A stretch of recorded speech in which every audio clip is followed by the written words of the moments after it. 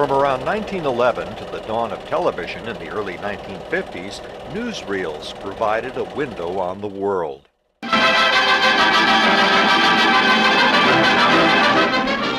two allied goals were Bizerte and Tunis.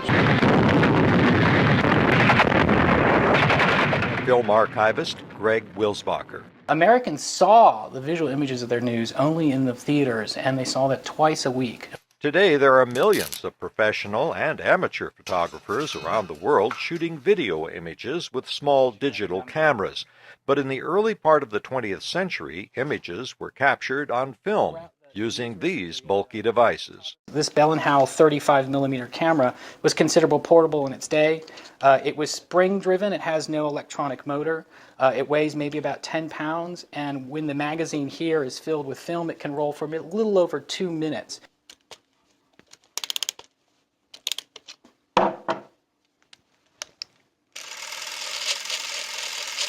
Newsreel camera operators traveled around the world to film special events and important people. Sometimes the news came to them.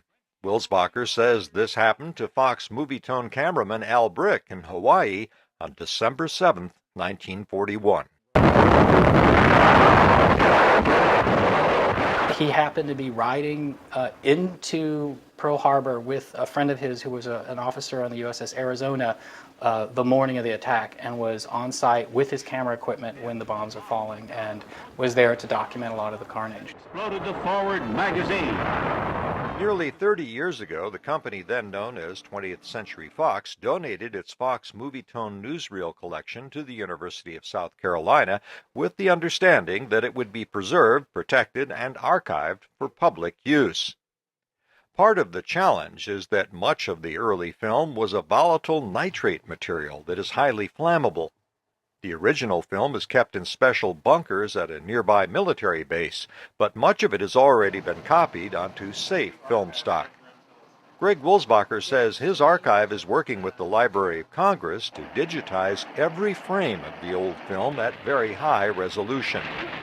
That'll allow us to, in the future, if we needed to take all those digital frames and reprint them back onto a modern film stock if we needed and run it through a projector. We could do that and show film prints of films in a theater, even if the film is already decayed, because we made such high quality digital scans of it. It'll also allow us to kind of distribute the material in very high quality over the internet. The university provides hundreds of hours of video copies for viewing at its facility and puts many shorter clips on its website.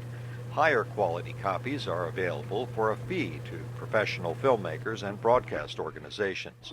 What once served as a window on the world's current events now serves as a window into history.